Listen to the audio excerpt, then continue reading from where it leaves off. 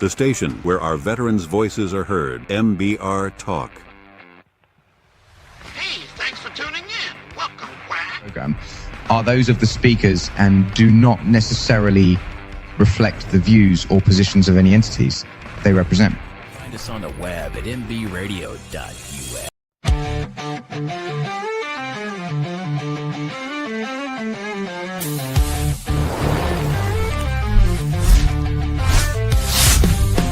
Welcome to Hot Takes with me, hosted by the Murph Man, where life gets real and the mic stays hot. That's right, your favorite is experienced dad, yeah. That smart and funny guy.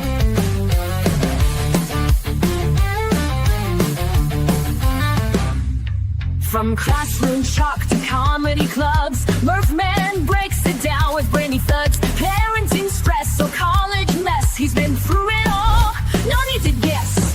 Insights are sharp and data's tight. Rants are ready and the jokes are light.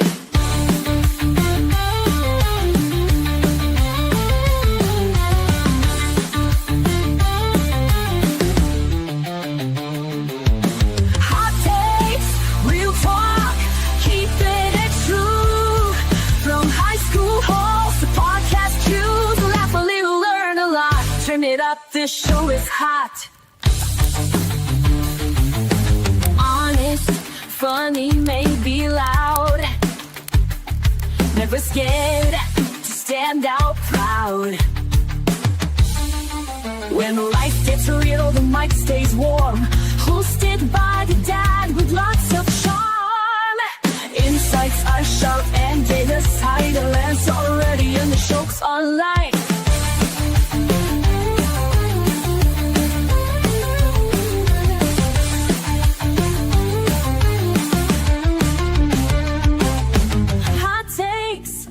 Talk, keeping it true. From high school halls to podcast queues, live a little, learn a lot. Turn it up, this show is hot. Grab your coffee and let's get into it. No filter, no fluff, just real talk. Let's do it.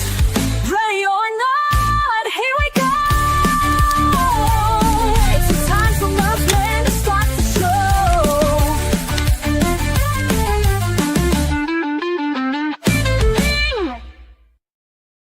Well, good morning, everybody. Welcome to Hot Takes. I am the Murph Man here with Connor. How are we doing today, Connor? I'm doing good. How you doing? I'm glad to hear that. So let's just jump right into it. We had some drama this week. Connor was supposed to get his financial aid on Monday. What happened? There was some phishing attempts on everybody's direct deposit accounts. So now we had to go into the campus to get the actual check in person. But there's too many people, so they told us to go back home and wait for it in the mail. Well, there was a lot of people, and those who didn't want to wait in line will get it mailed. But we're going to try to go today after the podcast, and hopefully they still have it. But yeah, so can you believe that? What they did, the college just completely deleted all the direct deposit information and asked you to go re-input it. And that's where I was just like, wow. Just no notice ahead of time. Just so people were expecting their checks all week and nothing happened. What a week. Mm-hmm. That and Cracker Barrel. Just I've been one of those weeks, man.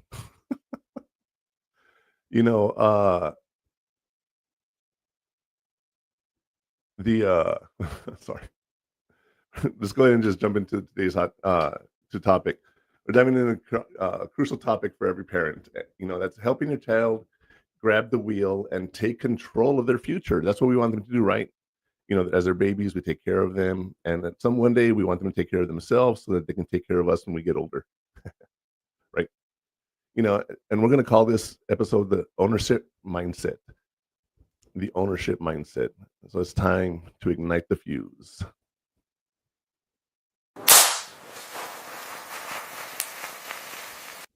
Welcome back. Today we're talking about one of the most powerful shifts a parent can make. It's time to move from being the ship's captain to being the harbor master. We're getting into the ownership mindset.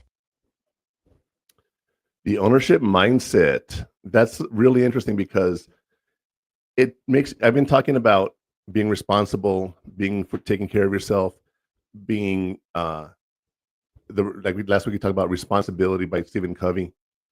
It's all coming together now as they're getting older. We want them to be their own adult. We don't want them to take care of themselves. Like I said last week, we had a situation where when they're younger, you want them to be able to learn through consequences, right? And then you get to a point where, have you learned enough to take care of yourself? Have you learned enough to make those right decisions? At what point do we let them go?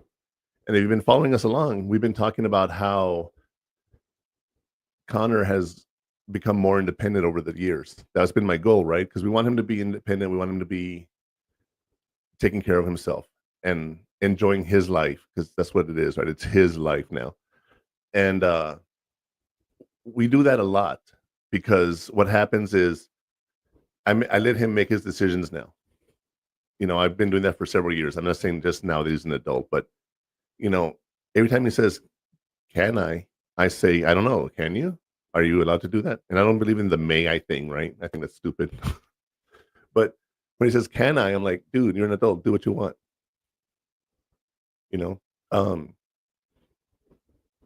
And that ownership mindset is the topic for today. And we're going to talk about how we can help our kids transition into adults by being motivated. Because how do you motivate people? That's one of the biggest questions we have, right? How do you motivate people? And because it gets right to the burning question, which is,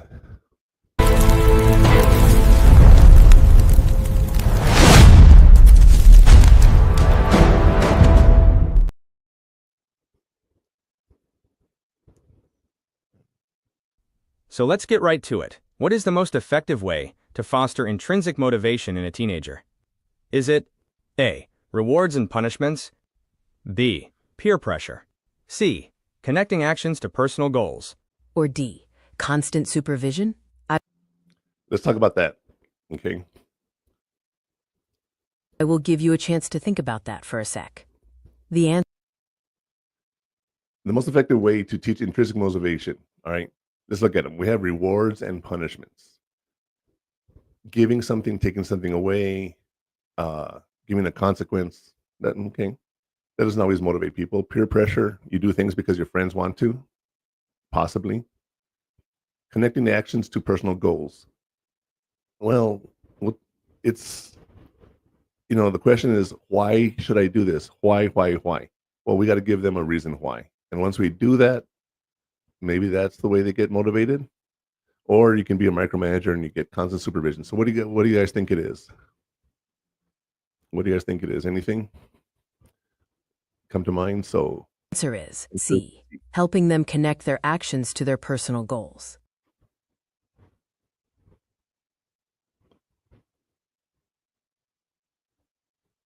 connecting your actions to your personal goals. That's exactly the point. Because we tell them, clean your room, wash your clothes, wash the dishes. Why? Why do I have to do it? That's not my job. That's not something that I have to do. Why? Well, that's what you want to tie up for them. You want them to understand the why. And that's one thing I've always done is I've always talked about the reasoning, and maybe I've gone overboard with it. And I'm sure Connor will say that I have. But it's one of those things that you always explain why so they can understand where it's coming from. And I'll give you an example of that in my life. Every job I've ever had, I've always told people I wanted to learn their jobs as my supervisor. You know, in the Army, they say, learn 2 jobs ahead of you, 1 below you, so that if something happens to them, i.e. they get killed in combat or something like that, injured, you can jump in and take their space. All right. And as you do it, you learn other people's jobs. And I used to tell my boss, I always say, when I ask you why, it's not because I'm questioning you. I'm asking you because I want to know their understanding.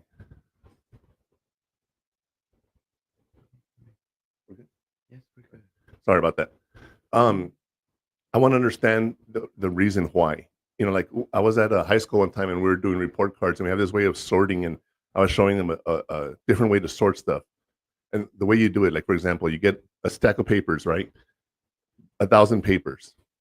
You separate the L's and the M, you know, so A through L, M through Z, that kind of stuff. Then you separate those and you just do that as you go and you'll alphabetize them a lot faster. That's actually the fastest way to sort. But what's interesting is we had this way to sort it, and then as we're doing it, we were like, well, I have a better way, you know? So we asked the principal, can we do that? And she's like, no, because this. And no, she said, no, because, and that's what's cool, because that she taught us. Okay. And she was a great principal for that. So when I went to my next principal, I was like, I question because I want to learn. I want to understand. I want to be part of this. I want to buy into it. And they explained things to me. They taught me why certain things are. And for example, I was trying to become a teacher. So I was a special education teacher, and I was going to work with middle schoolers. We're going to do a pre-K through 8th grade. And I said, I want to work with middle schoolers.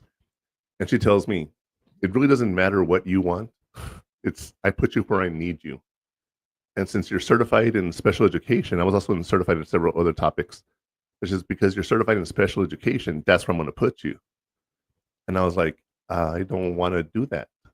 So I just chose not to, you know. Now I work with high school students and I love it. I've been working with college students for 25 years. This is my 25th year teaching. Right on. But, you know, by asking, you learn, but by them teaching, you learn. And you only learn if you want to. There's nothing that makes us do anything. And that's the whole point of this today's topic is motivation, you know, internal and external motivation. Sorry, I can't speak. Internal and external motivation. And what's really interesting about it is, as we talk about it, I want you to ask yourself, why do you do what you do? Okay, that's really important. Is why do you do what you do? That's the core of it. And when you get down to it, it's the most powerful shift for a parent to do that. Is we want you to go from external motivation to being internally motivated.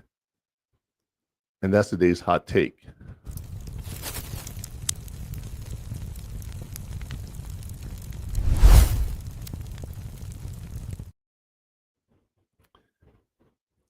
With today's hot take, okay, is I want you to think about this. When you have decisions for yourself, you buy into it, and that motivates you. But for a parent to let go is the hardest thing for us. So right now, as a parent, I want you guys to think about this. Let your kids go and learn on their own, and their motivations will be able to do something because they're able to do these things. Does that make sense? You know, as you're doing this, you want to ask yourself, what can I teach them in steps to be able to become that responsible adult, to make them want to do this? And, you know, a lot of times we talk about high school and we're like, well, you just got to do it. You just have to, right? Everyone is doing high school. That's just a part of life. You have no choice. You have to do it. And when you're doing that, the kids are like, well, I don't want to do this. But then what's really weird is college comes around and they're ready to go for another 4 or 6 or 8 or 10 years. Like, you just did 12 and you hated it. Why would you want to go do more? And that's one of those questions that I'm going to give you another hot take. This is my own personal opinion, but ask yourself, why do people go to college? Connor, why do people go to college? To get a higher education for the degree. And what does that do for you? It makes you know your profession more and become an expert at it. Okay. Do you remember when we were talking about someone going into business and my friend said, you don't really learn much in school. You learn it all on the job. Do you remember them telling us that? or telling Kennedy that. Yeah. You know, yeah, a lot of things you do learn on your own. So going to college doesn't always give you much more information than what actual on-the-job learning does. All right. But it shows you're able to stick to something, finish something, complete something, be responsible for yourself. There's a lot of reasons you go to college. Yeah, part of it's knowledge. You want to learn stuff, right? Mm-hmm. But I tell people, here's my hot take. Aside from all that, the reason we go to college is so we can get a job with air conditioning and heating. Think about that. Trade schools, welders, nurses, well, not nurses, electricians, plumbers. What's another trade? I can't think of anything. I don't know any trade schools. No, but like, but all those jobs require to be outdoors, construction, auto mechanic, right? Those are great jobs, and you can get paid mad money for that. Like, for example, do you know how much a barber makes a year? Nope. Probably $50,000 to $60,000. And because it's all cash, they don't report all of it, you know, which is, I'm not condoning that. I'm just saying that's, you know, a lot of barbers don't report everything they make. But people ask them, like, why are you a barber? Why are you a nail tech? Why are you doing cosmetology?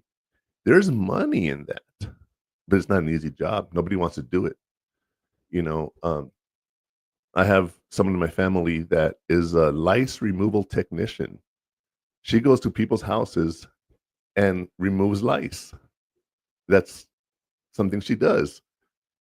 I find that like great because we need someone to do it. I'm not going to do it. Are you going to do that, Connor? No. Hell no, right? But yeah, so when I say you go to college to get a job with air conditioning and refrigeration, you know, AC and everything, it's have a heating. You're not necessarily doing it because you're going to make more money. Because trades, if you're doing it for the money, the trade schools, those specialty things, the doctors, the nurses, that you do have to go to college for some of those, but you can be making $60 an hour learning that. And like Connor being certified in cybersecurity, coming out of that job in high school, making 45, 50 minimum. That's a great trade. That is a very good trade to be in. Learning those kind of tech programs are very important because it teaches us that we need those people. And they, you know, like I'm sure you've heard the president and everyone talking about, we need to get more trade schools in. We need to do this. Community college is starting something where if you don't have your degree, your high school diploma, I should say, they will let you enter the program and you can get your high school diploma and a certified program in the trade school. Okay. And I love that idea. There's grants out there to help people with this because we do need more trades and people don't do that. People don't do that. They think college is the only thing you can do and there's no other choice. No, there is choices and you just want to go to those trade schools. But I'll tell you what, we're going to talk more about motivation when we come back from break. It's time for a break. Hot Takes with the Murph Man will return after these messages.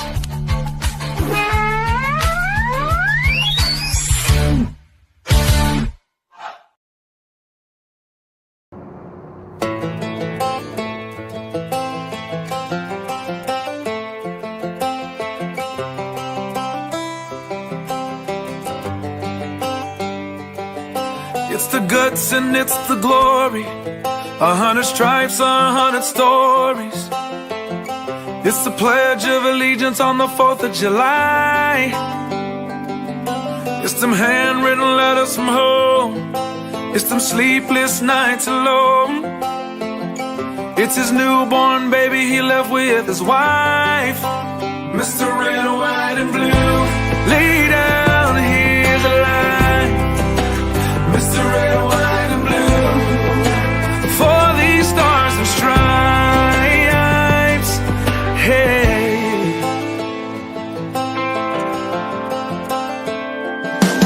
From the fields of Indiana to the swamps of Louisiana to the golden coast of California, Uncle Sam's the only family he's got. His purple heartbeat won't stop. And his 18th birthday was the day he was born. Mr. Red, White, and Blue, lay down, hear the light. Mr. Red, White, and Blue, for these stars and stripes.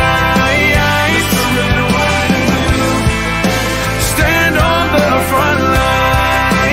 Mr. Red, White, and Blue, pay the ultimate price.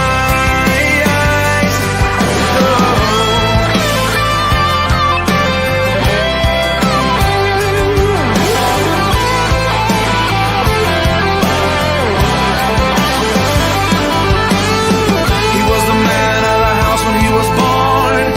His family is proud but torn. But if you knew him, you would understand. He was raised on how to be brave, just to see the flag still wave. And then he came home with only one hand. 'Cause Mr. Red, White, and Blue, lay down, hear the light. For these stars and stripes, stand on these front lines. He'll pay the ultimate price. Lay down his life. Mr. Red, White, and Blue, for these stars and stripes. March in line, march in line. Hey. Hey.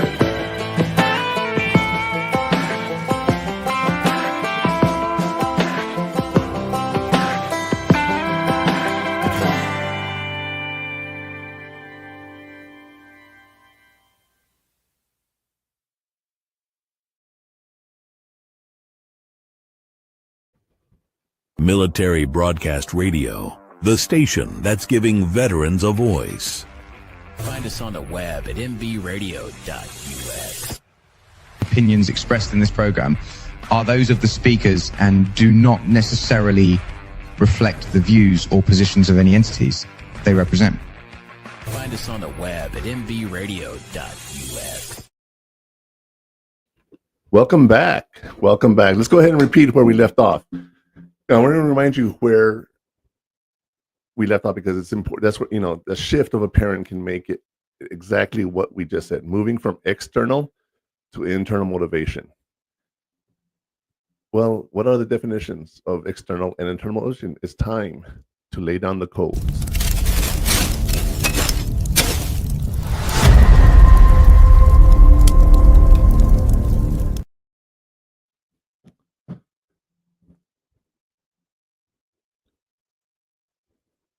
Before we go any further, let's lay down the coals and define a few key terms. First up, intrinsic motivation. This is when you're driven to do something for its own sake, because it's interesting, enjoyable, or brings you a sense of accomplishment. Then there's extrinsic motivation, which is when you do something for an external reward, like money, grades, or to avoid a punishment. Now let's talk about the ownership mindset. This is the belief that one is responsible for their own success and outcomes. And finally, a new role for you, parent as coach. This is about shifting from managing every detail to guiding and supporting from the sidelines. That's exactly right. You manage from the sidelines. You're a coach. You teach them what you need to do. And then the kids have to go out there and play. The adults have to go out there and play. It literally is standing at the sidelines because I've done everything I can. I got him whatever he needed to get ready for college. I got him the vehicle. I got the parking pass, which is so important. And I can't walk him to class. One of the things my niece, and hopefully she'll be able to come on a little later, is she's a student body government president, or student government body. I don't know. We'll find out. And I sent her a video that on the first day of kids being dropped off at school, not kids, adults at college, they make them, they have signs up and said, hey, kiss your mom goodbye, kiss your dad goodbye, that kind of stuff. And I told her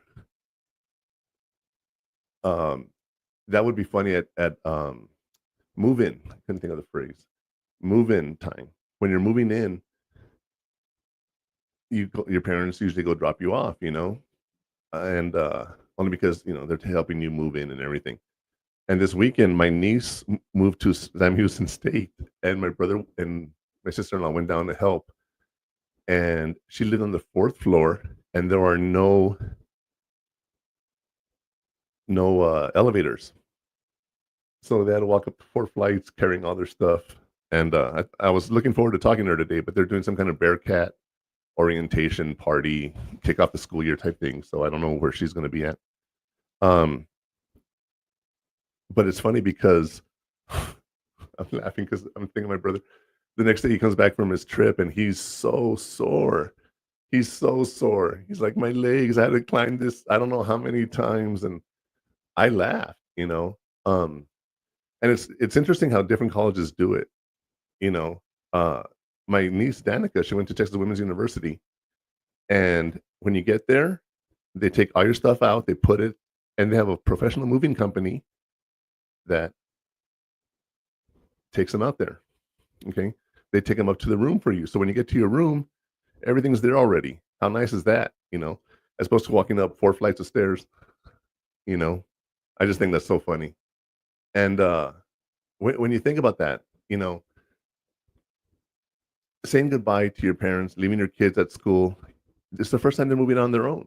You know, I remember I was 17 years old. I joined the military, and I didn't go to basic training or anything. I was in the reserves.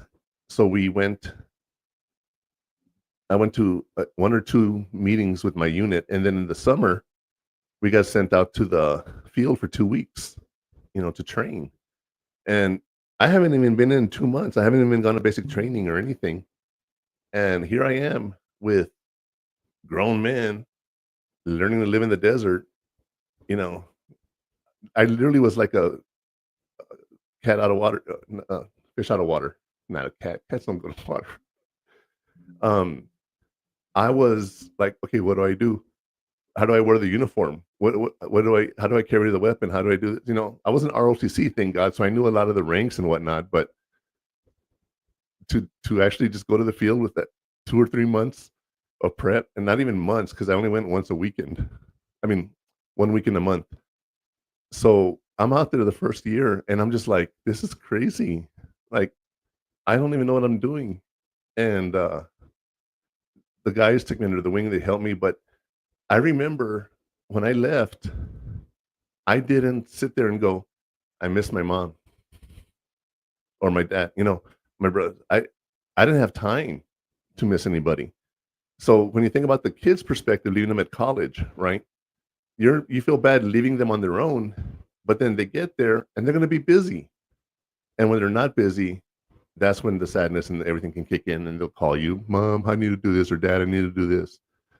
And that's okay, because you're still there to coach them. But remember, they're the ones playing the game. And we talk about motivation. So let's go back over that real quick. You know, the intrinsic motivation, all right? What drives you internally to do something? Maybe because you find it interesting, enjoyable, or you think you get something out of it. The extrinsic motivation is when you do something for a reward. Like, and I'll give you an example of this. I told you guys the first episode that I did this. My son graduated high school. It was between high school, I mean, the 2 days before his graduation. And I had to come to Jesus moment where I'm like, what am I going to do? My whole life has been working for my kid. I said, I'm going to start a podcast. And I'm going to share my knowledge, you know, because I like teaching. I don't have Connor to teach anymore. So I'm sharing the information with you, you know. And I've told them, I said, you know, like, thank you to Military Broadcast Radio, you guys. I found them. They're able to give me a way to do the podcast, give me a voice here. That's something we do. So if you're interested in that yourselves, and you're watching this and you want to start your own podcast and you haven't done it yet, check out nbradio.us. Contact them and talk to them if you're a veteran. They will definitely give you the steps you need and get you hooked up with that. But when I do this podcast, I said, I just want to do it just because I want to do it. I'm not trying to get famous. I'm not trying to do anything like that. Now, if that happens, great. I mean, I'm not going to be opposed to that. But I want to just share information. That's basically what it is. So I'm not doing it for a reward. And I have lost money because I had to invest stuff in my equipment and whatnot. But that's just my motivation. So when you ask yourself, do you think that's more intrinsic or extrinsic, Connor? I say intrinsic. Intrinsic, right? Because it's coming from me, right? Mm-hmm. Yeah. That's the thing. You do things for yourself, okay? You own it. That's the ownership mindset. The belief that one's responsible for their own success and outcomes. No matter where I've been as a worker or employee, I've always wanted to be better than the minimum. I've never done the minimum. I don't, and I hate people who do the minimum. Just one of those things. It's a personal trait. But I always wanted to do more. And whenever I mess up, I tell people, I don't need to be told I'm doing a good job. I just need to be told I'm not messing up. Because if I'm messing up, then I need to know so I can change it. And once I can change it, then I can do something about it. And once I do something about it, guess what? The problem is gone. No more problems. So it's one of those things that when you do it for yourself and you want to do better, you want to do more than the bare minimum, you want to go out there and enjoy what you're doing, take your job, and learn more from it. Okay. And try to be better. So that's what we're doing. Okay. That's what the ownership mindset is taking responsibility for ourselves. And the last term we talked about today was parent as coach. This shifts from managing every detail to guiding and supporting from the sidelines. Football coaches, if you ever played football, Connor, you played football, right? Yes. Okay. When you're in practice, how much are the coaches telling you to do something? All the time. All the time, right? But then you get in the game, doesn't matter what your coaches teach you, right? It's what you've learned and what you can apply. And then if they see something, they come back and they correct you, right? Yeah. That's sort of what we're doing as parents. And I'm going to tell one moment that Connor knows I'm going to talk about it when I tell him. When you were on the kickoff team and they tried an onside kick, and I remember I was up in the booth calling the game, right? I looked down on the field and my son is getting the onside kick. And all the way from up in the booth, I said, he's going to try to run. Because he had the whole body mechanics of, like, I'm going to pick it up. But then what did you do? I just dropped to the ground. Why? Because I had no room to run. So if you had room, would you have ran? Or did your coaches tell you, fall on the ball? It's always fall on the ball. But, I mean, if you see an opening, take it, is what they say. Okay. So both things, right?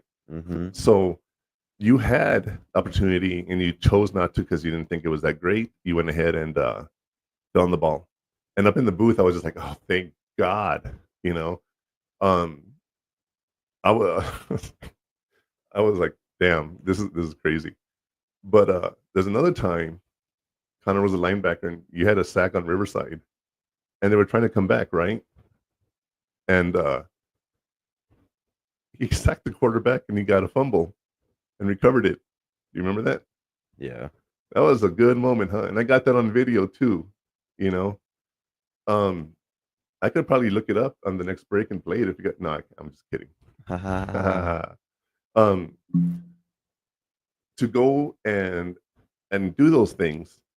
Yeah, the coaches taught him what he needed to learn. He had some knowledge, but he's the one out on the field. He's the one that has to do the takedowns, the tackles, the interceptions, fumble recoveries, tackles, all of that. It's on him.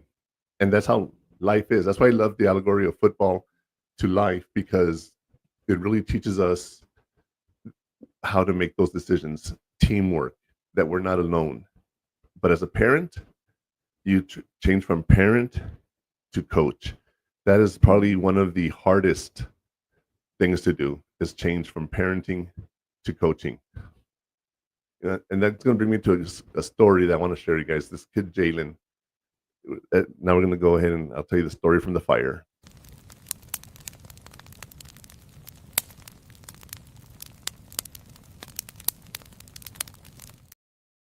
Shifting from managing every detail to guiding and supporting from the.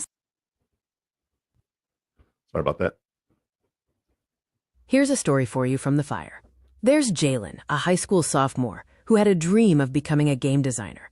He was struggling with his assignments until his parents helped him connect those boring tasks to his personal goal. All of a sudden, he became intrinsically motivated to manage his assignments on his own.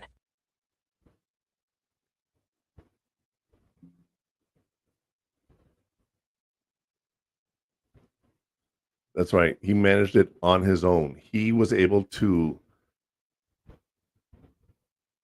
decide to become motivated because he wanted to be a gamer. He wanted to make his own games. He wanted to produce his own games.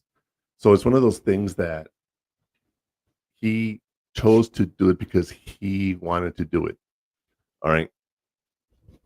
That intrinsic motivation, you guys, is so important, because another example I always give is, why do you speed or not speed? Right? We don't want to speed because we don't want to get a ticket.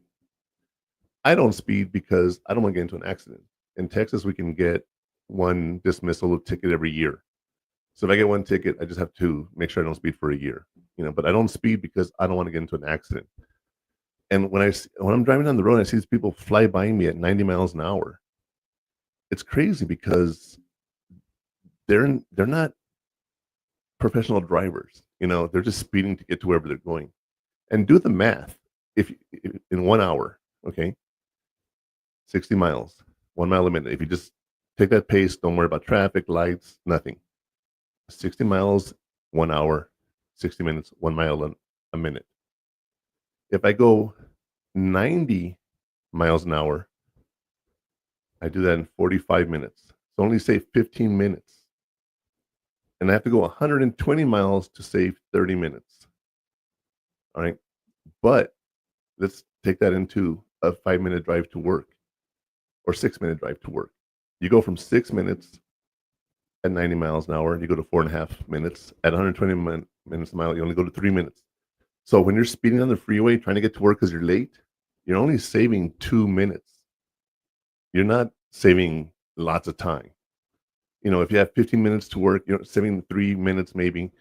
It's not worth it to go speeding. I've seen so many accidents, and here in El Paso, we have this page called FitFam that talks about all the news in El Paso. It's the latest chisme, the latest gossip in El Paso. It's where you find your lost dogs.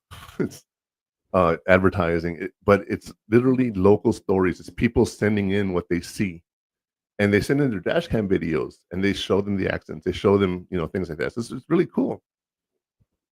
But here in El Paso, we got some really bad drivers. And the reason I don't speed is I don't want to get into an accident. And what's cool is, when I was teaching Connor to drive, I said, learn where you're going so you can know what lane to be in. So you don't have to be shifting back and forth. Just get in the lane, stay there, and go. And you can stay more focused on the drive and whatnot. It's one of those things that you're able to, I don't know. You just plan ahead, I guess, a little bit. You plan ahead, and you don't have to rush. You don't have to do last minute changes.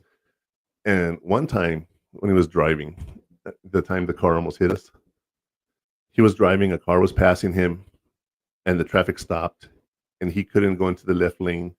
So he slowed down, and the car that was coming on the on-ramp couldn't get in. It's not my son's fault. But, I'm sitting in the passenger seat, and I see all this developing around us, and he handled it really well. But then this idiot on the on-ramp just sped past us on the shoulder and drove on the shoulder. And he went through off-ramp. So had my son been getting off at that off-ramp, we would have been in an accident there. but because he was thinking ahead, right, he was able to avoid that accident. But the other thing is, Connor, why don't you speed? You personally, why don't you speed? Or if you do, not with me. Cops in El Paso. Right? Yeah. Yeah, you don't want to get a ticket. Yeah, no. Right. So would that be an internal or external reason? External? Yeah. Because you're getting a consequence, you're getting a punishment. Yeah. Right? Mm-hmm. You should say, I don't want to speed because I don't want my insurance rates to go up if I get a ticket. Oh, wait a minute. I'm not paying the ticket. My dad would pay all that for me. No, you'd have a consequence for me, right? Mm-hmm. So there's internal and external motivation there. All right. Mm-hmm. So with that, I'm going to take a break real quick. And when we come back, we will talk about the heat map. It's time for a break. Hot Takes with the Murph Man will return after these messages.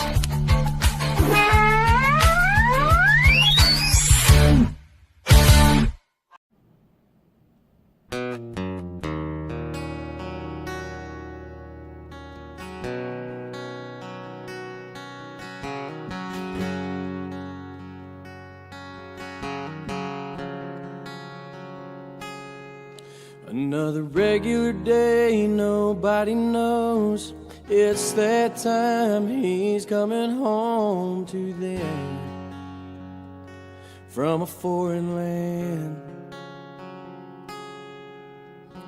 He pulls up, his mama cries, looks at daddy with tears in his eyes and says, nothing feels better than this. Couple of months go by and no one sees. Something just ain't right, only wants his peace. He needs help, but he don't know the path to take or the way to go to be free and put his mind at ease. We will help, 'cause we can't stand to see a soldier go to God by their own hands. We will do everything we can to make 22-0 again.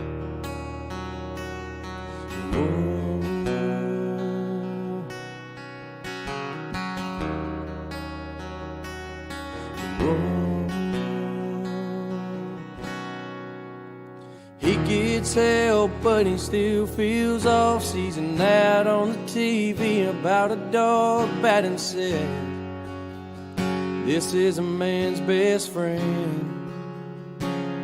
Whoa, so he goes one day and he picks it up. Never thought a dog could bring so much love and put a smile on his face. But he's finally found a saving grace. He needs help, but he don't know the path to take or the way to go to be free. Put his mind at ease. We will help, 'cause we can't stand to see a soldier go to God by their own hands. We will do everything we can to make 22-0 again.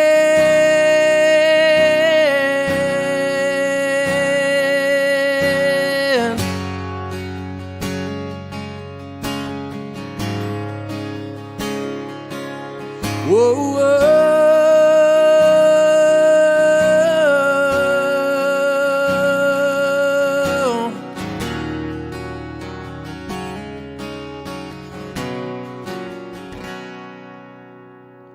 He needs help, but he don't know the path to take or the way to go to be free.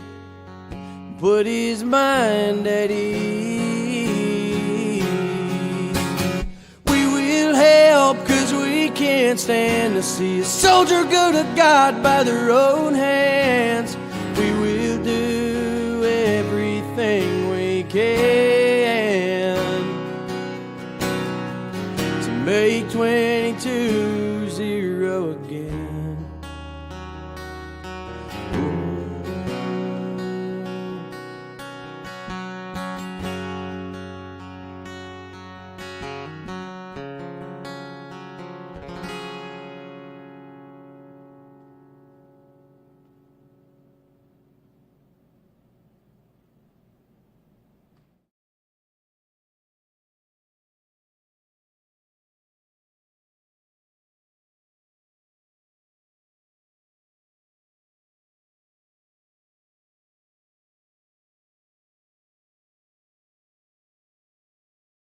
Military Broadcast Radio, the station that's giving veterans a voice. Find us on the web at mbradio.us. Opinions expressed in this program are those of the speakers and do not necessarily reflect the views or positions of any entities they represent. Find us on the web at mbradio.us. All right, we're back to hot takes. Before we go any further, for those of you that were listening to the song, make 22-0 again. We lose 22 veterans a day to suicide. There's help out there. You do not need to go through this alone. Dial 988 and then press 1 and you will get support 24/7. You will get those counselors. You can also go to veteranscrisisline.net. You can chat with someone online. You can even text 838-255. So 988, then press 1, go to veteranscrisisline.net and chat online, or you could text 838-255. If you have any questions, you can email me at murphman@purehottakes.com, and we'd be happy to talk to you about that if you're interested in getting some help. Call those numbers. They're great people. They can help you. You guys, I'm telling you, they're there to help. Here are 3 things you can do right now. First, ask open-ended questions like, what's your... I'm sorry. I forgot to introduce a segment. We were talking about stories right now, about the story from the fire and learning to be motivated internally or externally and that. So let's get to the heat map.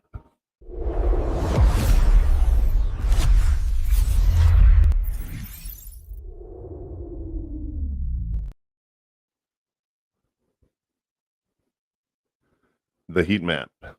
Plan for this week to encourage proactive thinking. Next, help teens set SMART goals to make their ambitions concrete. And finally, celebrate effort and initiative, not just results, to reinforce the value of hard work. Okay, let's move to the heat map. Here are 3 things you can do.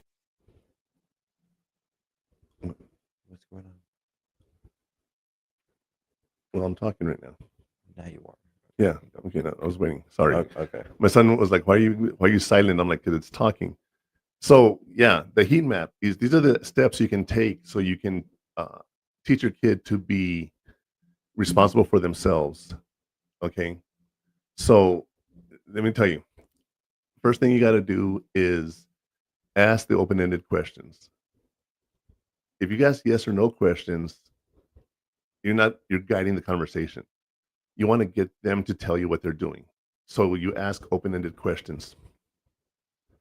You ask open-ended questions. You want to be proactive. You want to ask questions that are not just yes, no, but require an answer. All right. And then teens, you want to teach them SMART goals to make their situations concrete. And celebrate effort and initiative, not just results. You guys, okay? So let's talk about SMART goals real quick. SMART stands for specific, because you want to have a clearly defined goal. All right. Measurable, meaning you can see progress on it and you know there's a time you get to the end and you're done. Achievable, make sure it's a realistic goal. R is for relevant. Make sure the goal is relevant to what you're doing to get to where you want to be. Because sometimes we talked about last week, that quadrant 4, where you get yourself with busy work, distractions, and you don't do what you're supposed to be doing. You want to make sure your goals are relevant, so that it's always working toward what you want. And time bound. You want to set a deadline. that deadline is so important because as you're there thinking about everything, you really need to understand that you you do things in time. That goal is so important because and here's how it works. Okay, Connor, if I had a goal of going to the moon, okay, let's start off with this S, right? Is that something that I'm going to want to do? So yeah, I can do that. I want to go to the moon. That's a very specific goal, right? M, is it measurable? Yeah, you can see me on the moon with a telescope, right? I can wave at you. Or if you have a Samsung Galaxy phone, you can film us from there. 3, is it achievable? Well, people can go to the moon. Yeah. Okay. People. Can I make it to the moon?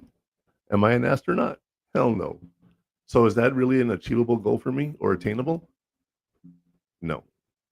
Me going to, unless I become a millionaire and build my own spacecraft to go to the moon, that's not going to happen. So even though it is something that can be done, I'm not going to be able to have that goal because it's not something I can achieve.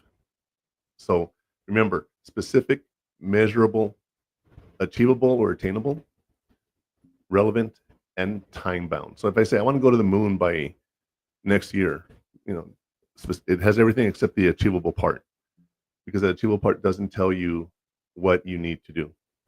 I mean, it tells you what you're doing, yes, but it doesn't give you the opportunity of doing it because it just, I'm not going to go to the moon. Let's just be realistic. I'm not going to the moon. So ask yourself, you know, have those open-ended questions with your kids and make sure you use the SMART goals with them. Teach them how to do that. You know, Connor's going to college, and I've asked him, are you ready? What have you done to get ready for it? He goes, I got my computer. I got everything put in my laptop bag. I got my notebook, pens, pencils, computer, calculator. It's all there, ready to go, right? So he's ready. Now, the goal. Is it specific? What's your goal in college, Connor? To get a degree, right? Mm-hmm. Is it measurable? Yeah, you get that piece of paper, right? Yeah. Is it achievable? Yeah. Yeah. Can you measure your steps along the way? As you finish the course, you have a degree plan, right? Yes. And is it relevant to what you're doing? Yeah. And is the time when you want to graduate by? And we talked about this. Let's see if you can remember what we talked about. Isn't it just my 4 years? That's it. You think so? Yeah. Remember I talked about the engineering program. It's a very difficult program that a lot of people take 4.5 or 5 years if they want to take summers off, or they can go to school during the summer and maybe finish in 4.5. 4 is realistic, but that's a lot of work, you know. So you have a time frame to graduate by 2030, right? Yeah, 2030, Okay. 2029. Well, no, 26, 27, 28, 20, oh, 29. Yeah, Yes. I can't do math. Mm. 24 from 30. Yeah, it doesn't Yeah. work. 2029. That's your time frame specific, right? And Yeah. you want to walk at graduation that June. You don't want to do a winter graduation. You want to do a summer graduation. All right. So the other question I have is, if you like school and you want to go for your master's degree, when do you think you're going to make that decision? At the very end of college or sometime in your last year in college? Sometime in my last year, I would say. Right. Mm-hmm. So you're going to be like, all right, you know, and I have a friend of mine that she's going for her doctorate. She's going to become a doctor. And I asked her, why do you want to do that? And she says, well, because I'm moving into administration and, you know, being a doctor gives me more opportunity to do that. I said, okay, makes sense. And so that's what she's doing, you know. Now, those are the right moves, planning ahead and getting what you need to get done. But what happens when you do the wrong moves? Let's find out when we talk about where you'll get burned.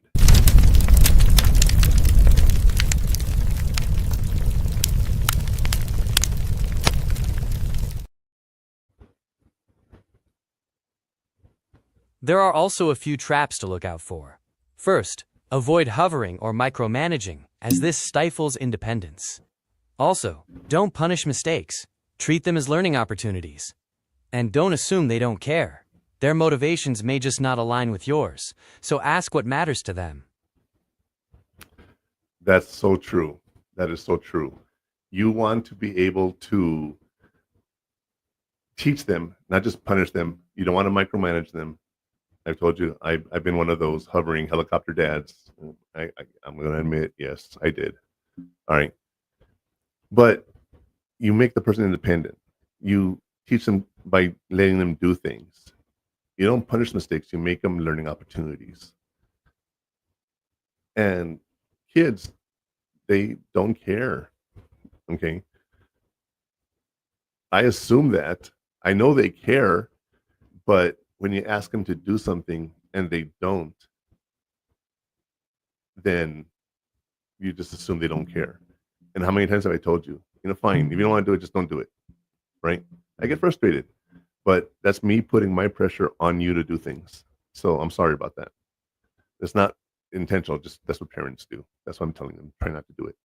I learned from my mistakes. And your goals are not their goals. And I'll give you an example of that. This podcast, it's my goal, my baby, my idea, everything, right? Connor is coming along for the ride because I want him to be part of it. But I gave him a choice. Do you want to be part of it or not? And when I was talking to my brother, he goes, don't you think Connor feels pressured to do this with you? And I said, no, because I don't feel I'm pressuring him. And I've asked you that, right? I've asked you, do you feel pressured to do that? And we don't. So it's one of those things that just because your goals are not aligned with your kids and they're not aligned with yours, doesn't mean you can't teach them. Doesn't mean you can't do those things. So think about that. And we can go and discuss a little more about that when we come back from the break. It's time for a break. Hot Takes with the Murph Man will return after these messages.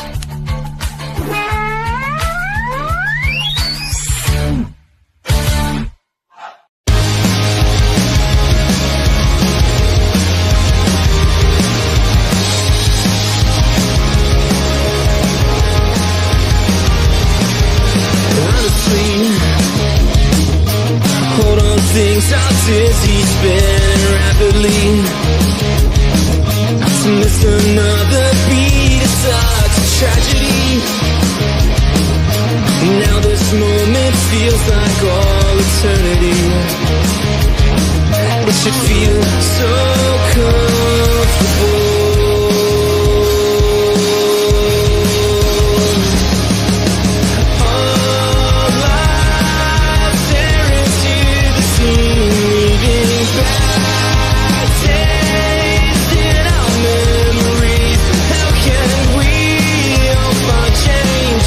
It's all in the secrets of the open hearts. Love,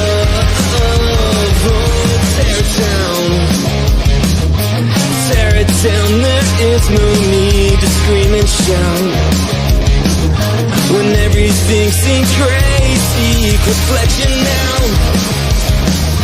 A peace of mind should not include deception's help.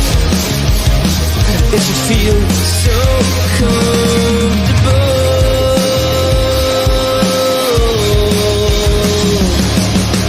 All eyes stare into the scene, leaving bad taste in our memories. How can we all find change? It's all in the secrets of the open hearts.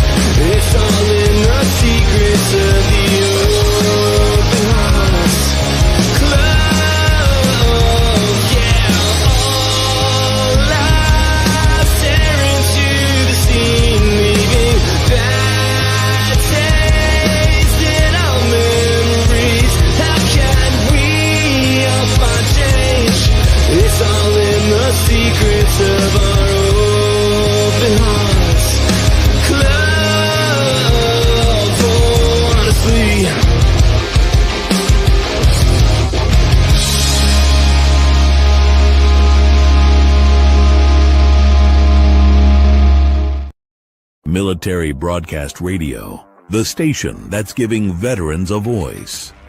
Find us on the web at mbradio.us. Opinions expressed in this program are those of the speakers and do not necessarily reflect the views or positions of any entities they represent. Find us on the web at mbradio.us. You know, those are some really important goals that you got to do. You know, welcome back from break, by the way. Those are really some important goals you got to have. You want to teach your kid by giving them open-ended questions and use the SMART goals, you guys. But what happens after you do this? You know, let's go to the afterburn.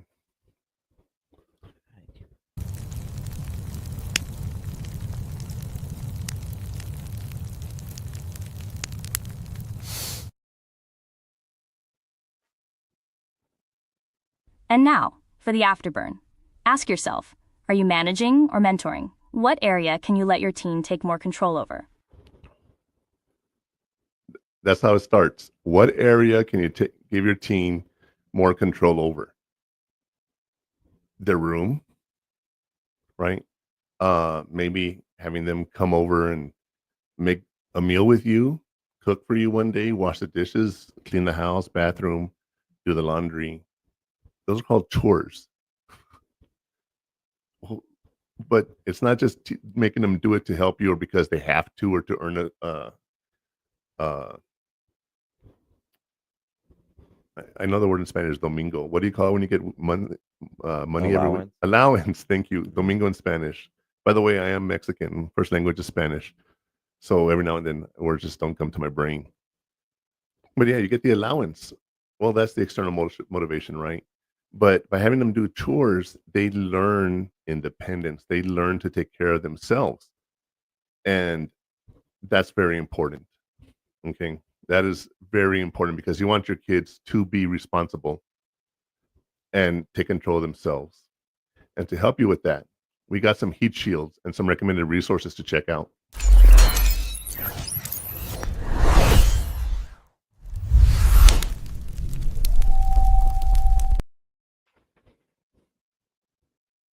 For more on this, check out the book Drive, The Surprising Truth About What Motivates Us by Daniel Pink, which is a great resource on intrinsic and extrinsic motivation. Also look into SMART goal-setting templates, a concept often attributed to George T. Doran. Finally, explore the growth mindset concept from psychologist Carol Dweck. You will find all these on our website at purehottakes.com. You will find them there in the links, and you'll be able to see today's show's information and all the links for that. I'll make sure to put those up for you after the show is done.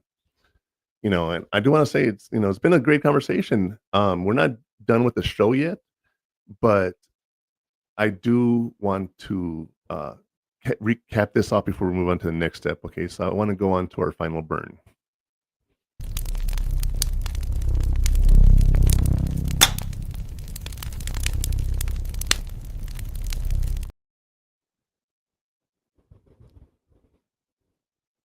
Parents can't steer the ship forever, so they should teach their teens to grab the wheel. Literally and figuratively. You know, when my son got his driver's license, I told him, guess who's driving me around? You're going to be my chauffeur for a year because I've been driving you around for 18. You can do that for me. And we do, right? You drive me a lot. I know he hates it, but hey, you know what? It's one of those things that you got to let them do it. They have to learn. And I always use the analogy of, how did you learn not to touch the fire? When you got burned, right? Mm-hmm. So yeah, when you get burned, that's when you really learn to cover that. And well, you just learn through experiences, you guys. And as parents, gotta let them take the wheel. All right, just remember that. You're a parent moving to be a coach. They're becoming more responsible. And to demonstrate this to you guys, I'm going to bring up the next session we have right now. It's called Campus Heat. And at this time, I'm going to introduce my niece, Danica. She is one of my nieces. I have 3 of them. The other one is working. One has their orientation today. And so she's not able to be here, or they're not able to be here. But I want to welcome Danica to the show. How you doing, Danica? Can you? Oh, okay. You can. Can you hear me and see me? Yes, we can hear you. How you doing today? I'm doing good. I came back from the gym right now, so I'm a bit sweaty. But how are you guys? Well, doing great, but you know that actually brings up a good point. We've been talking about motivation, internal and external motivation today, right? Yeah. So my question to you is, why do you go to the gym? I know that wasn't part of what we were going to talk about, but I didn't expect that one. I didn't. But I mean, going to the gym, yes, take care of yourself mentally and emotionally, but taking care of yourself physically is definitely a big part of it. I think even like walking around campus, you don't want to be winded climbing up flights of stairs. I live on the 14th floor, so if my elevator goes out and I need to climb the stairs, I want to make sure that I'm in tip-top shape to be doing that. I mean, it's part of my goals this year to set a routine, so I want to be able to go to the gym at least 6 days a week. So yeah, that starts with just adding it to my routine. That way, once I graduate, like I have that structure and I'm not like thrown apart. Like, what do I do with my life now? That's great, because if you guys don't know me, I'm fat. I'm a fat ass. I have been overweight. I'm working on it. I'm losing my weight. I probably have lost 60 pounds in the last year and a half. Good job. Congrats. Good job. Yeah, thank you. I'm getting there, right? But I'm not going to the gym. I'm using some medications. I'm cheating a little bit. I am walking, riding my bike. I don't go to the gym or anything. But you got to do things to stay healthy. I do want to let everybody know before we go any further here. Okay, I want to let you know we're going to try our best to stay professional, you guys. Danica, Connor, my nieces, Jesse and Kennedy, we have a very special bond, and we tend to be very open with each other, and we can fall into that habit fairly quickly. So I do want to say we are going to talk about information that's relevant about education and everything. Trust me, that's what this conversation is about. But every now and then, some bad words might come out of our mouth. So I do apologize that does happen. We're going to try to stay professional and do that. But I do want to talk about this with Connor and Danica, who are here today. I want to talk to them about their unique college journey. What they want to talk about is their studying, their habits, their challenges they're facing. What are they going to do after graduation for Danica? She graduates this year, Get some more personal aspects of college life. All of that. That's what the campus heat's about. The little things that make them sweat. All right. So for Danica, I'm going to start off with you since you came in. I do appreciate you coming in today. Especially after the gym. I hope you. Because I'm the favorite niece. You did tonight. I'm not answering any. I'm not saying anything either way. That's funny. You guys are all my favorite nieces. I know. If I had to, have you ever heard the analogy? You have to shoot one of your kids. Have you ever heard that story? What? No, tell it. So you have 3 kids, right? And a robber comes in and holds you a gun to your head and says, you have to pick one of your children to kill. And, no, I'm sorry. You guys kill 2 and save 1. If you don't, I will kill everybody. So the mother chooses to kill 2 people. And the robber takes his mask off when he's done. It's his dad and going, now you know who your mom's favorite one is.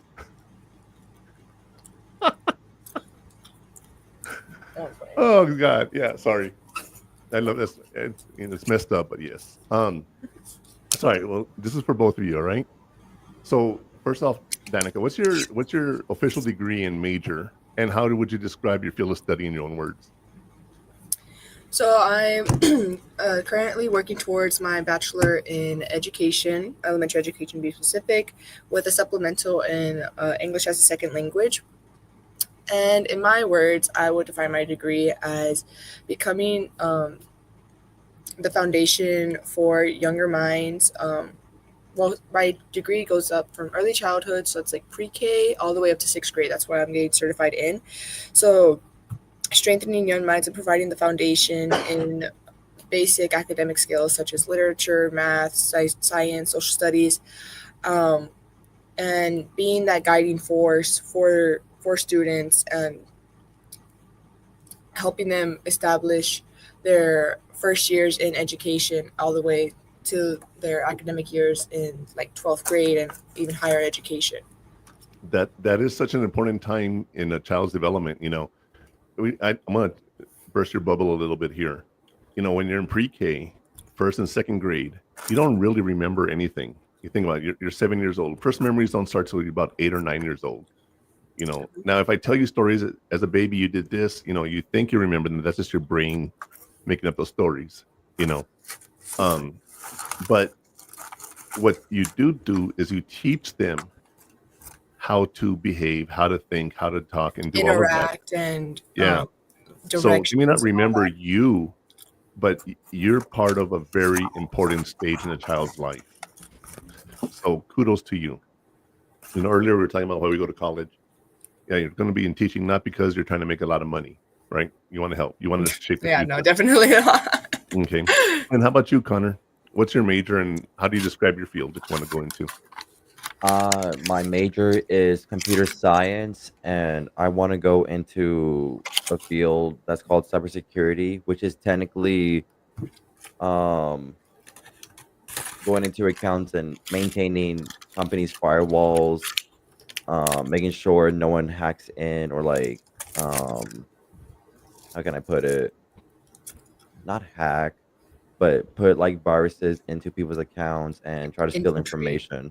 Yeah, infiltrate. Yes, thank you. So I'm technically just like a security analyst, if you think about it like that. And so you want to protect everyone. Yes. Basically. Yes. From the hackers and terrorists and all that.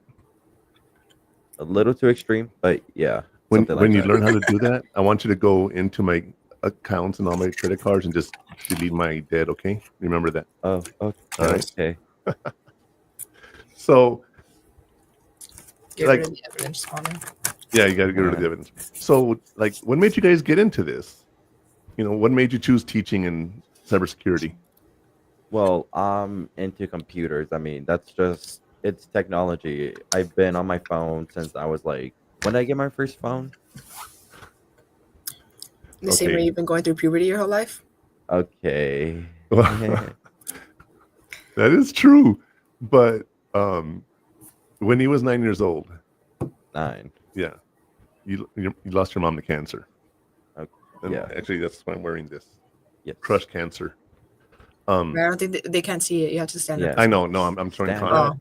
Oh. I'm gonna stand. I'm showing Connor. I have a baseball jersey. Yeah, it says Crush Cancer is my team. But so after she passed away, I gave him her phone. And that's when he got his first phone. Now, what's funny about it is, and Danica, I don't know if I've told you this yet. You know, Connor calls me Sean. He doesn't call me Dad. Yeah. And we always Oh, said, you didn't tell me why? that? Just kidding. No. We always say why, but did I tell you why I realized he started calling me Sean? It just like in the last couple months. If I'm remembering correctly, I want to say, I don't know if it was Connor that told us or you, but he grew up around like, you know, the Hashers and all your friends being there, and everyone just calls you Sean. And so I think that's why he like got it from. No, that's what I remember you saying or someone saying. That's what I've always believed. I mean, 9.5 years of that. But a couple months ago, it hit me. He had my wife's phone, and she had me saved as Sean. So every time he was going to call me, he would look up Sean. Every time Sean called him, it'd say Sean. It didn't say Dad. So I think that's where he got it from. And neither here or there. But anyway, so you were 9 years old when you got your first phone, and you were saying something about how you learned it to be, how you got into computers and stuff. And that was because you got your first phone at a young age. Yes. So because I got my phone like at a very young age, I technically grew up around having like multiple phones and having like multiple games and all that. So that really got me interested in how technology works. And since I'm like a game nerd, I play on the computer a lot. So I took computer classes to understand how the computer works. And that just got me into learning more about computers and more about our technology in the world right now. Okay. And Danica, you said, you know, you wanted to shape the future. Is that pretty much the reason that you got into your degree? Well, I could definitely elaborate on it. And then, Connor talking about his phone, I just remembered there's a photo somewhere, and it's the four of us, me, my sisters, and Connor at Krispy Kreme, and, Connor's tiny body, and his phone's like, he has to hold two of his hands, like, all big. It was so funny, the juxtaposition between his hands and the phone. But I actually didn't decide that I wanted to be a teacher until my senior year of high school. And with the dance team that I was on, and I was also part of the book club, there was a lot of interactions with dance. We did kids camps, and then with book club we would go and read to students during like Read Across America week, Dr. Seuss week. And so during kids camps, I really liked their energy that they had. They were so willing to do anything. I had joked around like, let's do the worm, and I had kids on the floor. I wouldn't call it the worm, but they were doing something because they were just so like, let's do it. They weren't scared. Maybe a caterpillar. A caterpillar, yeah, we'll call it that. And they were just so ready to do it. They didn't have fear. They just wanted to have fun. Their creativity was amazing. And then with book club, when I got to see them in the academic setting, and a lot of kids, when you tell them like, oh, it's reading time, they will like throw the heaviest fit. But if you tell them, like, if you do it right, if you read entertaining and you engage them, I think reading to them they really enjoyed. And so that's when I started thinking about, education reform and like how I want to be that change that I want to see in classrooms. I don't think that classrooms should be solely focused just on the computer. I think, oh my, yep, No. there it is. No. There we go. That is the phone. Yes. That's Thank you, Sean. I'm surprised you found it Yes. that fast. Thank you for showing everyone. Oh, I have all the pictures on my computer right now, so I can pull up any picture you remember. No, we're good. We're good. We're good. I got a picture of one of you wearing a Cinderella dress. I don't remember I who don't that remember. was. I don't. Oh, I think not- I know who that might be. Jesse. I think that was Jesse. Yeah. No, I heard he had really curly hair. He did. No, I think He he had a buzz did. cut. Mm. Oh, but anyway, so you didn't really decide until your senior year to become a teacher because of the Yeah, dance and class and everything. I started thinking about like that there should be, teachers that care about like kids as an individual. A lot of times teachers will focus on high performers, like GT kids and kids that are on honor roll. But the kids that are left behind, they have, especially in elementary, they grow up thinking like, oh, well, I don't get good grades in reading, so that means I'm a bad reader. Or they think that, oh, I never got the proper feedback on writing, so that means I'm a bad writer. But really, the teachers are the ones that set those stones, those bricks, they build that. So I think it's very important for educators, and well, this is like my philosophy of teaching, but I think it's very important that each teacher should adapt to the kid's learning style and what that kid excels in and how they can improve other areas. So that's something that I wanted to carry in with me to my field. And like ever since starting college, reading essays and articles and studying in my classes like about these philosophies, I've seen classmates that are also studying to be teachers, and you could tell they're not going to put the student first. They're doing it because it's either an easy major or They want summers off. all they yes. Yeah, I mean, of course there's some other students like-minded like me, and I love talking to my professors about all this, but yeah, so that's the main reason of why I really enjoyed teaching. And then like getting this during the summer when I got to work with kids at a daycare, a story I was actually sharing with someone the other day. I had this student, his name's Noah, and he was, the typical trouble kid. He had lots of anger issues, very aggressive. But I like, again, every time we did academics, he was, no, that's stupid, anything like that. And one day I was teaching one of our 12-year-olds some algebra, right? Just simple algebra, even though it was like higher than her curriculum. And he's 10 years old, and he was like, what are you guys doing? And so I was like, oh, it's algebra. Like it's pretty easy. They teach it to like 8th graders, but you could definitely learn this. And so I teach him the basics of it. He kind of picks it up, right? Very smart kid. And so he asked me for some more problems. So I gave it to him, and he's doing really good. I'm like, okay, well, like, we have to clean up now. We're going to go outside. And he says, like, no, like, can I take it outside with me? And I was like, wow, like, that's amazing. Because he like, all the time he wants to go outside to play soccer. But we're like, no, it's not. It's time for academics. So now that he's taking academics outside, I mean, I thought that was amazing, you know? And again, like, it's choosing to look past the way he gets overwhelmed and gets angry sometimes. Like, no, we have to see that he's a very smart kid. And while he may get angry sometimes, you have to learn how to deal with that, or help calm him down instead of just telling them stop doing that, you know, stuff like that. Right. You know, real quick, let me say something about that. You teaching him your math. And I mean, you know, I was in 6th grade when my babysitter was doing algebra, and she did the same thing with me. So, you know, luckily I never had to take algebra. You know, I just took one class of algebra and I was done when I was in school. But I don't know if you know this about your dad. I don't know. Her dad's a twin, and one day I had homework coming back from college, and I was doing the binary system, and I left my homework on the table. So one of them came home and started working on my homework. And they did my homework for me. I was like, how'd you guys learn to do binary? You know, you're 6th grade. And they said, well, we're learning that in school. I'm like, wow, that's really cool, because I was a senior, you know. But speaking of being a senior, I want to talk to you about your early college experience and how that got you to where you are today. But I want to do that after we come back from the break, okay? So stick around. We'll be back after these messages. It's time for a break. Hot Takes with the Murph Man will return after these messages.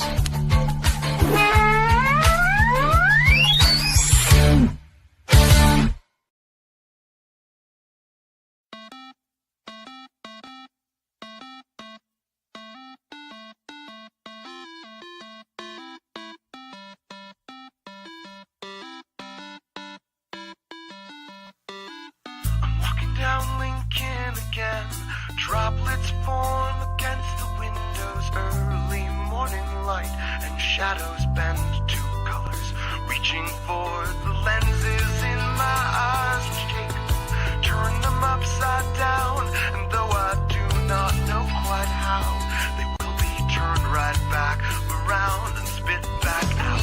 Conduits and cabling which disassemble them, processing from noise and light still springs in static motion and information. I suddenly see that the reason is everywhere around us. It's everywhere around us.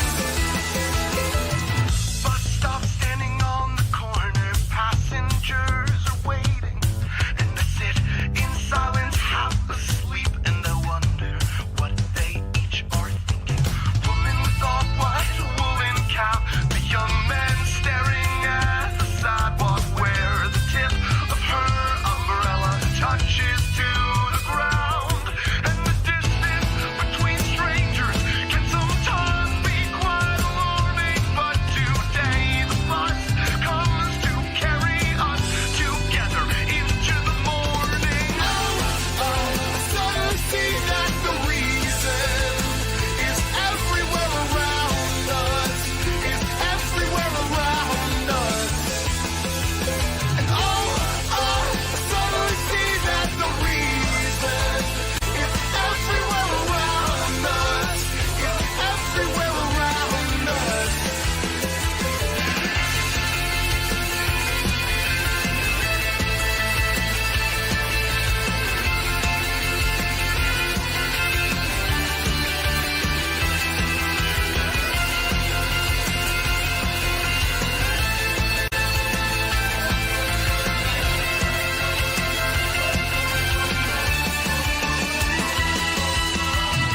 Walking down Lincoln again, droplets form against the windows, early morning light and shadows bend to colors, reaching for the lenses in my eyes which take them, turn them upside down, and though I do not know quite how, they will be turned right back around, spit back out, conduits and cabling which is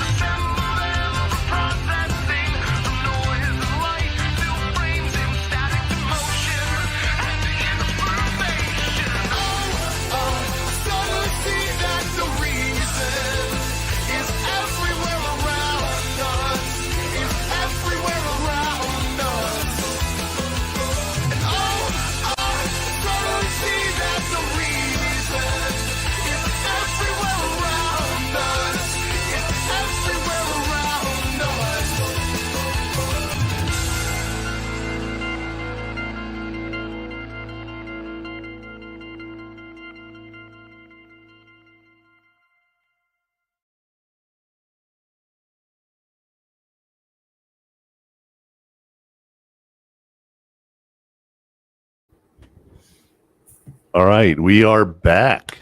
Like I was asking Danica before the break to think about, her early college, high school career, where you earned an associate's degree. Congratulations. And how that shaped your path and prepared you for the step you're in now as being a senior and ready to graduate. So I think it was a great decision to do within high school. Saves one a bunch of money, but also you get a glimpse of what college life is like. I would say a community college is very different from a 4-year university, but you get a glimpse of it, and that way it's transitioning into university.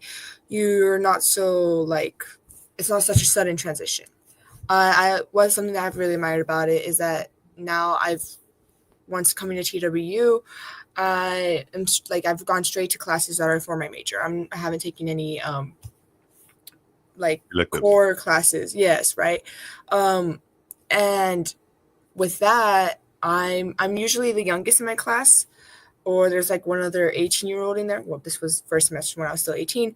And that really pushed me to, get up to the level, because these people have already been in college for 2 years. Usually I had a lot of classmates that were already parents or engaged, and this was I don't know, the norm, I guess. Yeah. And so, being younger, I mean, they're usually gonna look down on you, not down, but yes, they will think that you don't know as much. So I had to push myself to, stay up to their level, or even surpass them too sometimes. So I think, can you hear me? Yeah, okay. Yeah. I think that it was definitely a great investment of time, money, but also experience.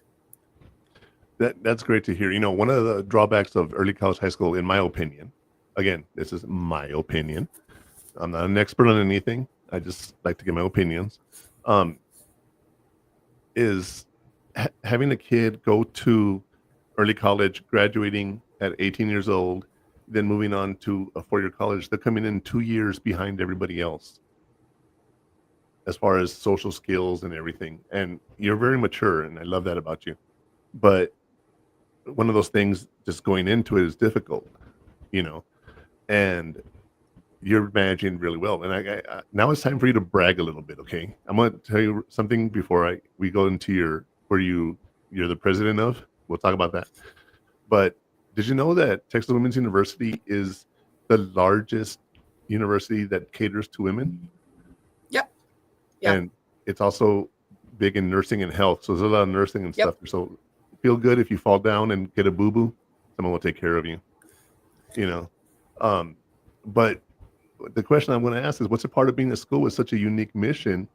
And go ahead and talk about your position real quick if you want to. So actually I have a pamphlet with me, actually. I mean, these are they haven't gone out yet, but I get to have one since I'm. So breaking news. Breaking news. We got breaking news. Oh my God, I don't know if you can see. So we have our campaign called Dream Big, and there's 3 installments of this campaign. It's Open Doors, and then the other one is Fuel Innovation, and then what's the last one? Hold on, I just know that this is the second installment. It's Fuel Innovation, right? Fire. Which, fun fact, our university was on fire a few weeks ago while I was in El Paso. One of our new buildings, I don't know how the fire started. It was very small, but it cost $2 million in damages about. Oh my God. But I have some stats here, which this should be going out in spring, I believe, in spring of 26. And it's kind of just like a pamphlet of TWU. So number 1 in Texas for Students for Children. Number 1 in DFW for graduate earnings versus costs. Number 2 in Texas, and number 6 in the nation for campus ethnic diversity. We have a very wide range of diverse ethnicities and minorities. Let's see, what's another one? We are number 1 in occupational therapy ranked. So going about the nurse, we're also very highly ranked for occupational therapy. We are our top 15% for nursing is ranked top 15% nationally. So it's like very top rated school. So and like just getting to be a part of that is definitely something that I really enjoy. Especially representing the student body as student body president. I really like just enjoyed it, learn more about the university, more aspects of it. Yesterday, I was at the Board of Foundations meeting with a bunch of people that like all had doctorates, and they were saying all these fancy words, and like, wow, that again, you don't ever want to be the smartest fish in the pond. If you are the biggest, smartest fish in the pond, you're in the wrong pond. And I was definitely the smallest one there. So lots to learn, but again, like that's how you learn, stepping out of your comfort zone. So with coming from like how you're saying that early college, the people coming into university are two years behind. It really just depends on the individual. I'll say if you have to take the steps to close that 2-year gap, and catch up to everyone. But again, that comes from self-motivation and like each opportunity that you take advantage of. And you bring up a very good point there, because as a junior, you're now the student body president. Is that right? Or yes. Say it again. All right. The student body president for your senior year. That tells me volumes about who you are as a person, because you came in and within 1 year, you're in charge of the student body, so to speak.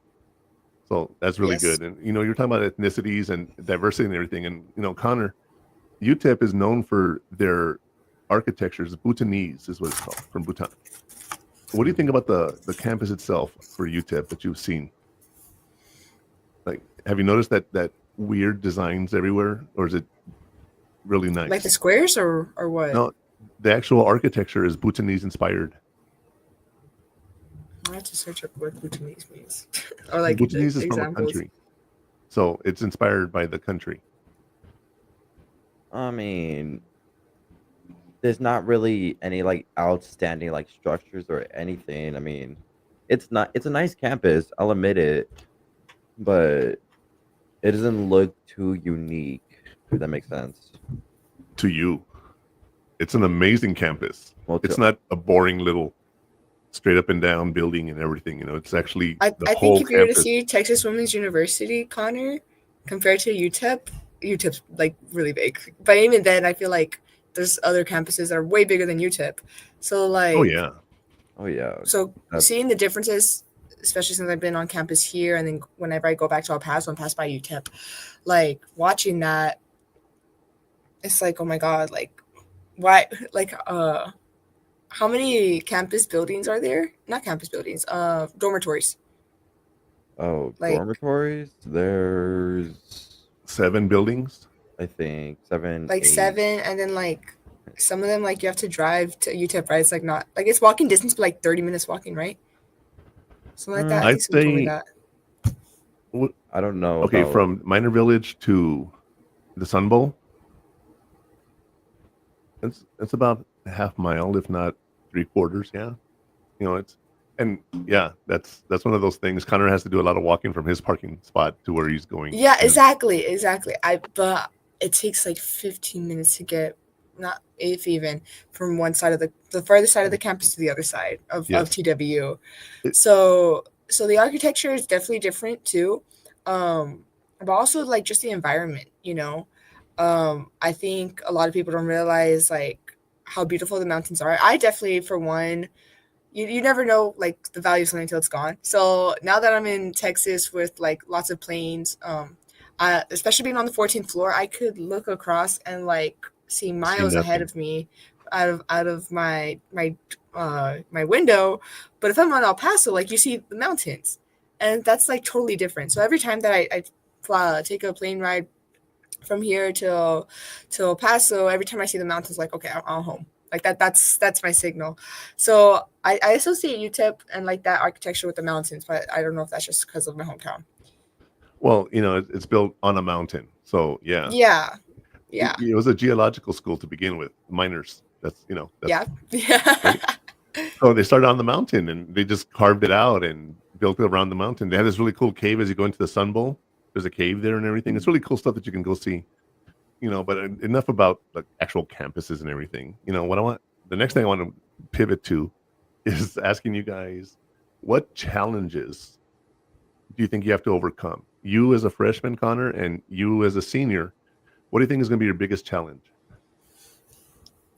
Connor, you want to answer first, or do I take over for this one? You could take over real quick. I'll definitely say time management. Balancing things, could definitely get a bit tricky, especially now that I have this position.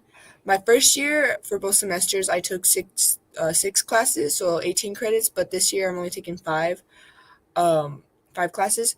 So I allowed that because I knew that I would be more busy with the SGA position. So I would say being able to show up to meetings on time, and also saving time to do homework, but take care of myself mentally, and also nurture friendships and relationships, things like that. So that's I feel like would be one of my challenges this year, time management. Time management, that's one thing. Yeah. What have I told you? Put everything on a calendar. You want to make sure you have Yes. all of that ready to go. Yes, I was actually gifted a planner for Christmas by my other cousin from my mom's side, and it saved me. Definitely. I put things into my phone calendar and on my paper calendar. If you want to get a whiteboard calendar, that works for some people, but I would say having list or to-do list, calendars, events, just so you don't get so overwhelmed, and like writing down when your homework's due and all that, because it's very easy to forget a deadline, or oh crap, like I forgot about this. But I would say planning is definitely something. One thing I told do. Connor is get on Google Calendar and enter all your due dates, everything off the syllabus. Like that, you'll have the reminders set and everything. What you, Connor? What do you think is going to be your biggest challenge? My biggest challenge, I would have to say, since I'm an incoming freshman, would have to be getting to know like my way through the campus and to get to my classes. And what did I tell you you needed to do before you go start school? Get there early and get my walkthrough. Yeah, walk through campus so you know how long it's going to take you to do everything, right? Yeah. So you're going to do that? Yes. On Monday when you start. You'll figure it out. Yeah. It's always the first day. Always the first day. Does he ever take my advice? What time is your first class? My first class is at 9. 9 or 9:30? Let me double check real quick. 9:30 It or is 10:30? 9:30. Yeah. Oh my God, Connor. Why don't Right. you go tomorrow or something? Well, Just so- actually, you missed it earlier. We have to go today. Our financial aid. Did you hear that story? Did you see Fifth Band? No. There was phishing attacks on UTEP students, so they just canceled everyone's direct deposit for financial aid. So Wow. there's a long ass line of students coming in trying to get paid and get paper checks. So we're gonna, after we leave here, they're opening on Saturday morning just for this until 2. So we're gonna Wow. run over there after the podcast is over. But Oh, yeah, 'cause yeah, it's 11 over there. great. So I said I'll leave him there and he can walk. I don't want to go. Actually, he knows the campus already, and we've already mapped Okay. out where he has to walk and everything. He already knows. Yes. I'm just messing with you guys. But let me ask you this question, all right, for both of you. Do you have any advice for a new student entering college? You who have done it and you who are about to do it. What advice would you give to others? Don't stress. I mean, I don't know. Don't stress. It's not that big of a deal. Just don't do it. Just don't do do it, it. bro. You're fine. How about you, Danica? Go ahead. Oh, and I how about- would say, just go for it. If you're scared to make friends in the class, just go for it. The worst they could tell you is no. If you're scared to get involved in a organization or an intramural sport, something like that, just go for it. Worst they could say is no. I mean, that's the mindset I came in with a lot of the time, applying for scholarships, applying for jobs, things like that. You have to be comfortable with stepping out of your comfort zone. And that's, again, like how you're going to learn, if you don't try it something, how you're going to know if you like it or don't like it. And if you don't like it, it's not the end of the world. You could either leave or just not do it again next year, something like that, So just go for it. That would be my advice. And he says, don't do it. You say go for it. So I don't know what the right advice is. But we do need to take a break. So we'll take a break and we'll be right back after these messages. It's time for a break. Hot Takes with the Murph Man will return after these messages.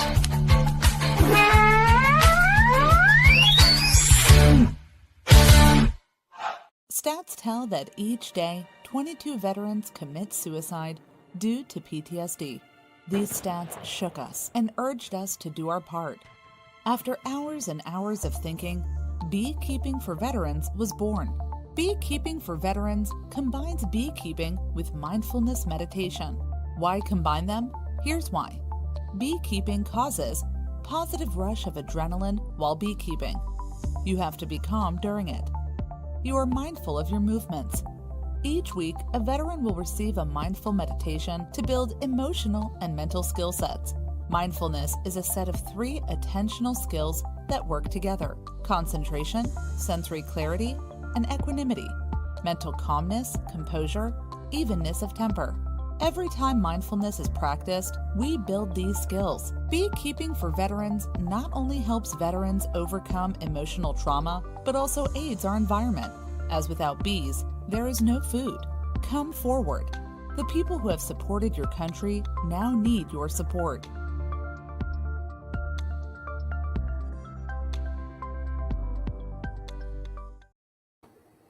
Yes, veterans, you need to be well. That's a great point. Beekeeping is one of those things that you can do that's you have to be calm to do it because you can't move fast around bees, But again, we talked about this. 22 veterans a day commit suicide. If you need help, call, get the help you need. 988, then press 1, or you can text 838-255. You can also go to veteranscrisisline.net and get the help you need. Counselors are always available to talk to you. All right? So please get the help. And well, now back to the question, that I'm going to ask you guys. How do you feel? Forget college for a second, but Danica, you're about to go to graduate from college, and Connor, you're about to start college. Very different path right now, right? Mm-hmm. What concerns do you have after your year, and what concerns do you have going into your new year? What do you mean by like concerns? Yeah, like what are you worried about? Like Danica, she's going to graduate, and you have to get a job or whatever you're going to do, right? Move back in with your mom or who knows what, right? I'm saying Not you that have she a plan. wants to move in with me. She wants to move in with you, yeah. Yeah. You're going to be making the big bucks as a teacher. But yeah, but like, what are your concerns going in or coming out of college? Well, going in, I would say have to be like any loans or debt that I still have to pay off in like my first semester or so. And then probably get in a dorm or something. Honestly, just financial like issues. Yeah, because you're going to go be in a school you can't work. Or you can, but I can't. But first, I have to like see how I do with my work and see how caught up I am, and then make sure you can handle college first, right? Yeah. And about you, Danica, what are your concerns graduating and going out into the real world and being an adult? So like most upcoming concern would like definitely be housing. Moving into an apartment, probably here in Denton or in somewhere in this area. I don't foresee myself going back to El Paso, at least not anytime soon. I've just really enjoyed this area. So, mortgaging, not mortgaging, but like getting an apartment and, figuring out how to start paying bills and getting all of that good stuff and just like adulting in general, getting what people call big girl job, but just a professional job. And yes, and like how do I go forth from here? It's the way I see it is kind of like each step of life, you start from the bottom, you have to go up, right? during high school, I was in dance all 4 years, and then worked on my way to the top. I was head captain, and yay! And then went to college, and now I'm the youngest one in my classes. I'm the youngest one in my organization. Like, now, how do I work around these people, and how do I get to the top again? And did I expect to get this to the top this far? I mean, this fast? No. But now I'm in this position, and I have to catch up. Like, again, a lot of people look like, oh, you're only 19. Like, yes, I can't like act like that. I have to show that I can still be mature. And so, once I graduate, I'm gonna start at the bottom again of whatever occupation I'm at, whether it's teaching. If I do, hopefully get my teaching job right there and then, or if I'm gonna have to slowly work my way up. And then once I get to that teaching job, am I gonna go back to school? Well, yes, I do. But when am I gonna go back to school with my master's, and then working up the way to be eventually becoming a principal and stuff like that? Yeah, that's great that you have a path, right? As a teacher, you have a path that you can take. You can teach forever, or you can move up the path and become an administrator. So we do wish you luck on that. One of the things that I find interesting about teaching is you said, if I get a job, you're going to get a job. The question is where? Yes. Yes, that's what I meant, yes. Where. When I was going for my certification, I got called from a small town in Sanderson, Texas, an hour south of Fort Stockton.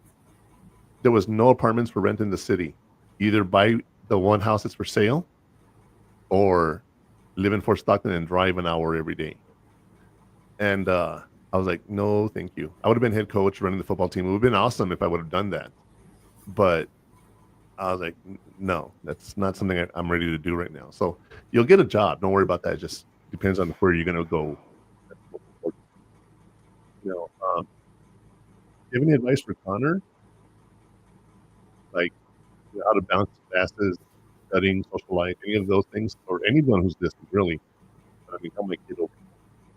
Sean, you sound kind of muffled. I don't know if it's just my end. I think it's just your end. That doesn't change over here. Or maybe it's because Connor muted his. Oh, I'm here. No, Connor, you're muted.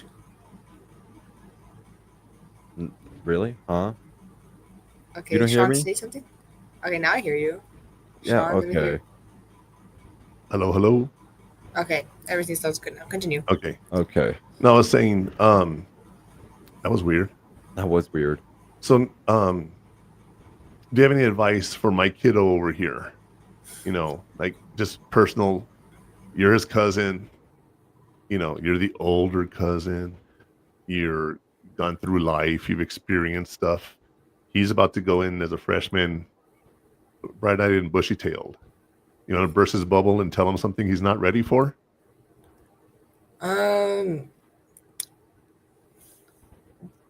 I feel like a lot of people some people still have high school mindsets, and that drama aspect. Don't get involved. The biggest thing about college is oh wait, I don't have to be friends with this person because I don't have to see them every day. And I feel like in high school it's no, I have to be nice to them because then tomorrow at lunch you're gonna see me and be mean. But coming to college, it's not that deep, I'm sure Jessie was when I was helping her pack, she was like, should I bring this shirt or this shirt? I'm like, no one's gonna care. No one is gonna care. You're here. You're at college for you. Ultimately, you're not doing this for anyone else. So don't try to please anyone else. Do what you want to do. You'll start finding people that have that mindset like you. So just put yourself first. That's something I would say. And don't try to do it for anyone else because they're not the ones paying you for tuition. So yeah. It's funny because you were talking about, you go through these stages where you're the top dog and you go down to top dog. And, that's even as an adult, that happens, Yes. But that mindset going to college, you're not in high school anymore. But one thing that I did talk about, and I've talked about this with you and him, is I don't believe people should date until they're out of high school. And I don't mean don't date. I mean, don't get serious because, for example, you date someone and you have to leave. You get a job. Like me, I came back to El Paso because that's where my wife wanted to come back to. I only came back and then, we ended up getting divorced. So I don't know why I'm back here, but it happened. And it's like,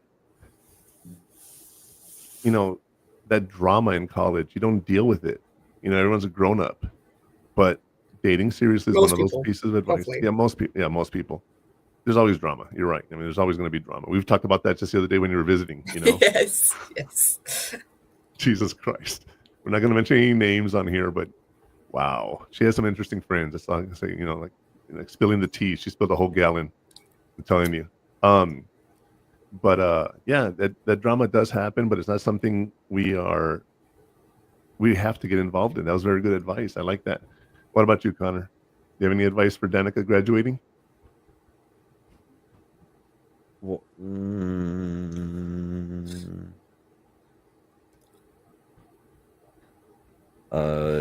get a good job and have fun. Have fun.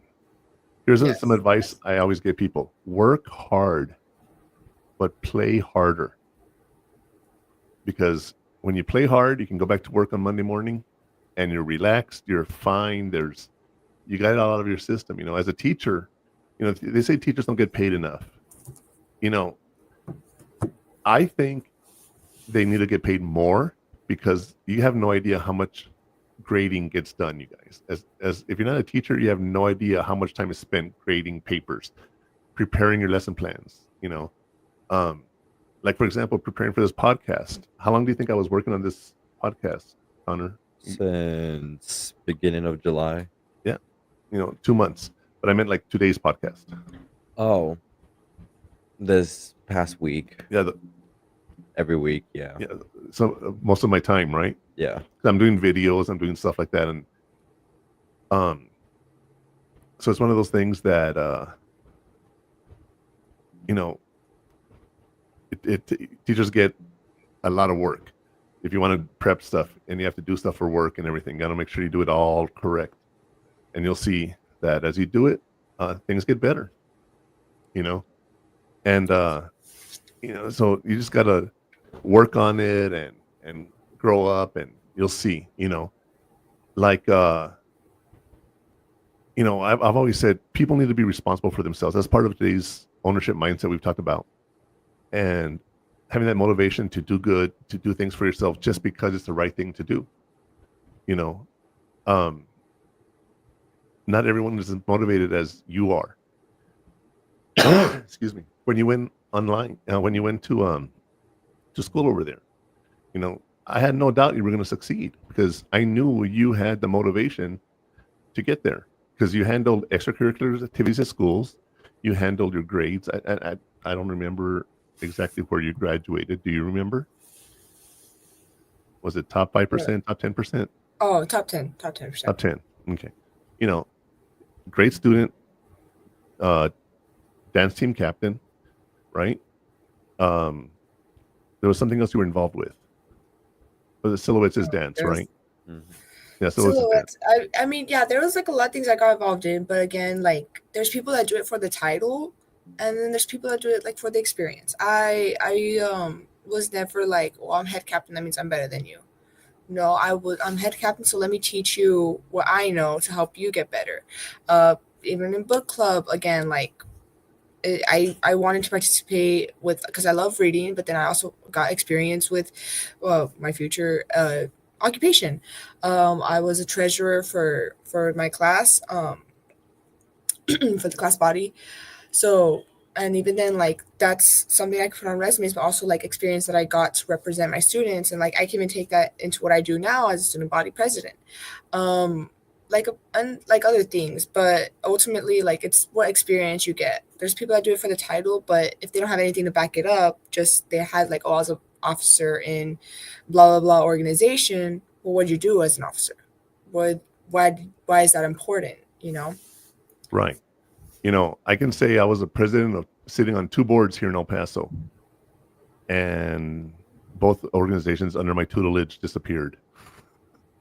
But not because we didn't do a job. One of them was to be president of health fairs, and we would try to do health fairs in schools and around the city. And then people learned the network and they called them themselves. They didn't need us to do the health fairs anymore, so we disbanded.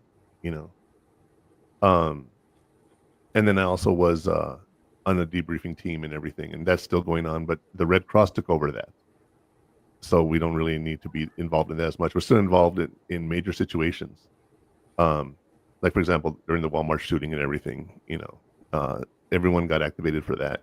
So helping people is just what you do. But you don't do it because I'm the president of. You do it because that's just what you do. You help people, and I love that about you. You were always talking about you want to make your team better, but the attitude you had reflected, and your team showed. I mean, how good was your team? We got grand champions at our last competition when I was on the team. And where were you the year before? Do you remember? I know this is 3 years ago. But... the year before that, we had placed. I want to say it was runner up or either that. I don't know, but there was an improvement. And do you know how they did this year without you? I know they didn't get grand champions, but I don't know what their number scores were, because with one of our other competitions when I was in my senior year, we were so close. There was a 0.8 difference, I think, between us and the grand champs. Yeah. So their numbers could have been pretty high, but yeah. Yeah, you never know. But Danica, I want to thank you for coming on today and talking in Campus Heat. I really appreciate you taking the time to answer these questions, and hopefully, Danica, Kennedy and Jesse can join us and we can talk about it together. Coming up in the upcoming weeks and months and years. No, I'm kidding. I don't know how long we're going to be doing this, but I do have a lot of stuff planned for us. But remember, you guys, thank you for coming on, Connor. Again, thank you. Mm-hmm. But remember, motivation has to come from internal motivation from your own self. And if you don't do it for yourself, there's no reason to do it. That's all I have for today. I want to thank everyone for listening. I appreciate you taking the time on a Saturday to come in and spend with us here. And have a nice day. Thank you so much for tuning in to this episode of Hot Takes with the Murph Man. Your listenership truly means a lot to both of us. For the latest hot takes and much, much more, be sure to visit purehottakes.com. And don't forget to follow us on social media platforms as Hot Takes with the Murph Man to stay connected and join the conversation. My take is this show is over. Thanks for listening, and I'll have more for you next time.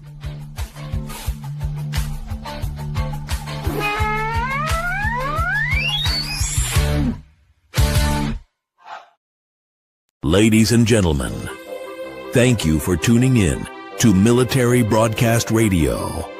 As we wrap up today's show, we want to remind you that the podcast of today's episode will be available right after we go off the air. So if you missed any part of the show or want to listen again, be sure to check it out.